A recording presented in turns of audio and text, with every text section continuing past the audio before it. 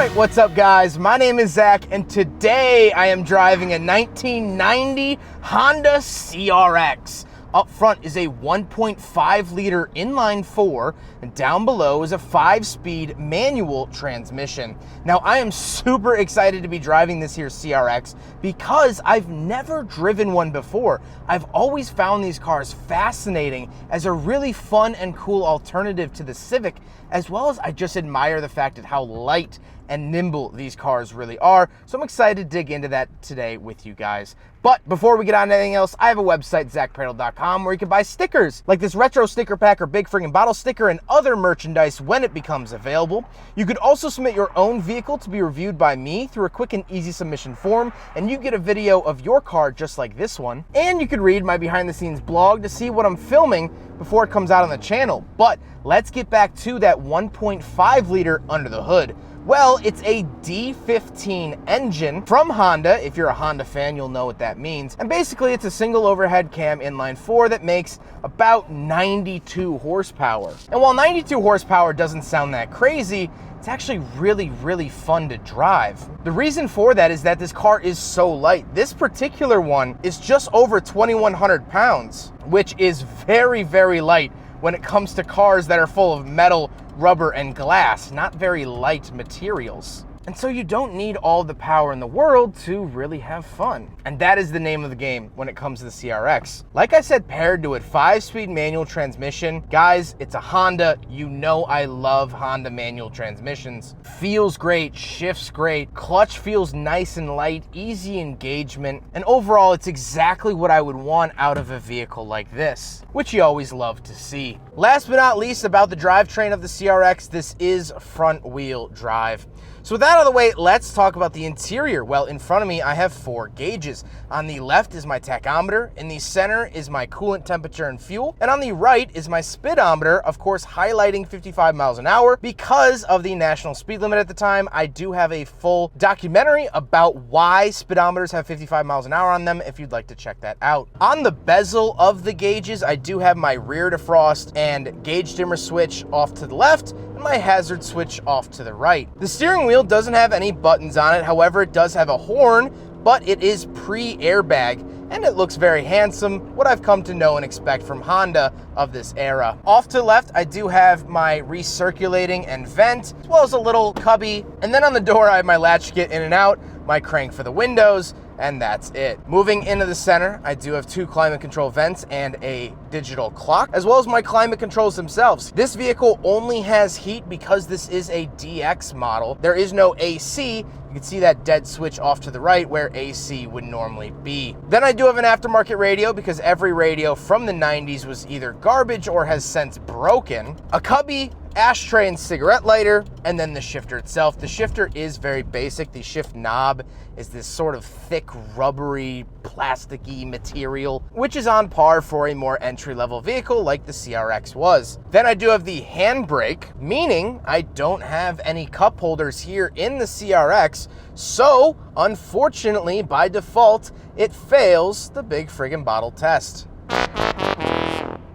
Then I do get emergency releases for the seatbelt. So the seatbelts in the car are attached to the doors rather than the B-pillar like in more traditional modern cars. And the reason for it was that the Reagan administration said, hey, you either have to have passive seatbelts or you have to have airbags in your cars. Well, by attaching them to the door, the theory was that you could leave these seatbelts buckled at all times and just slide your body into them, and thus it was a passive seatbelt system. Speaking of which, we do have the seats. Now, these seats have actually been pulled out of a CRX SI from the junkyard, so these are not the original DX seats, unfortunately. However, I can say that they are pretty comfortable and I am enjoying them a lot. However, behind me, I don't actually have any back seats, interestingly enough. It looks like there would be back seats. There's not. There are no back seats back there. However, I do have this opening pass-through to the trunk, but let's hop around back and take a look at that. So in order to pop the trunk, we do have a little lever down here in the driver's footwell. Close that, come around the back, and then we can pop this up. First of all, we do have a cargo cover. Now, I'm not super familiar with how rare these are, but I know a lot of cargo covers from the 90s and 90s Japanese cars are hard to find. So this is a pretty cool one. Once we do open it, we do have some pretty good space back here for this tiny little Honda. You can live in here. This is definitely enough room for groceries or obviously a sound system or anything like that. You could do a weekend trip in one of these. Would I recommend living out of the back of one of these? Not quite, but I just find it so interesting. Much like the FD RX-7, it has fake out back seats. Looks like there could be back seats back here, but there aren't. The FD RX-7 is the same way too, so just kind of a fun little 90s quirk. Now we gotta talk about the looks, and first of all, I love this color, and I just really love the look of the CRX. This is a second generation CRX, and overall, I really like the proportions of it. It's just this little hatchback kind of fighter, and I love that. I really like the angles of it. I think it's very 90s Honda, but also classic Honda. You know, when people think of Hondas, this is kind of the era that they typically associate with, and that's really cool to see. Another really cool thing about this car that's like an 80s, 90s quirk is the sunroof. So this is an aftermarket sunroof. It was installed after the car was purchased. And what's really cool, I've seen these before, people used to do it all the time, but this one actually has a badge for it for when it was installed. You don't often see these, which is really, really cool. And this one was installed 11/30 of 1989. Really, really cool. But now let's get on to my final thoughts. What do I think driving the Honda CRX like I've wanted to for so flippin' long? Well, I love it. I love this little car wholeheartedly, and I love the Del Sol. I love Civics from this era, so it wasn't really a mystery. I wasn't expecting this thing to blow me out of the water or be significantly different, because what Honda's good at doing is finding something that works and applying it to as many situations as they can. The Civic drivetrain, the D-Series manual transmission front-wheel drive, works. It's a good working, functioning combination that they found in the mid-80s. And so then they put it in this. They put it in the Del Sol. They put it in the Civic. They developed the B-Series, dual overhead cam. Then they developed the B20. We saw that in the CRV in the early 2000s. I mean, they really find these good ideas and just keep expanding upon them until they can't anymore. And then we got the K-Series. The K-Series, which is still in production today in the new Honda HR-V. So that's what I love about the CRX, is that it's kind of a no-brainer.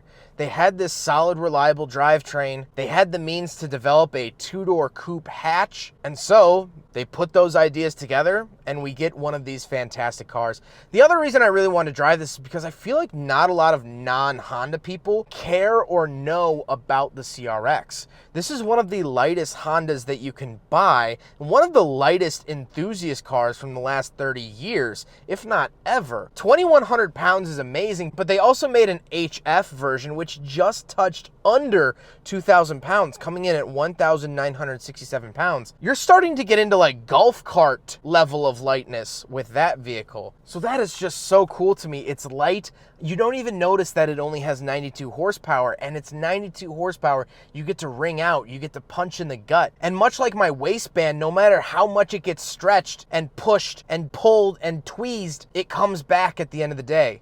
You can beat the snot out of this car for 8 hours in a night. Park it, shut it off, go inside, sleep, come back out the next morning, and it'll start right back up. Just like that.